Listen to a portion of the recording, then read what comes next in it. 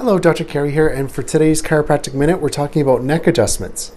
Neck adjustments feel good. If you haven't had one, you might be a little apprehensive, but when you get the neck adjustment, it just feels like so much relief.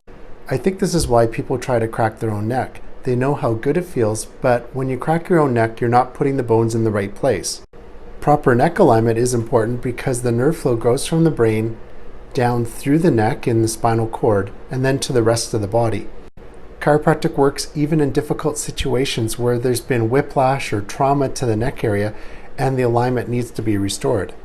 If you or someone you know has neck pain, please call us. We are accepting new patients, and if you don't live in our area, we can refer you to somebody in your area that can help.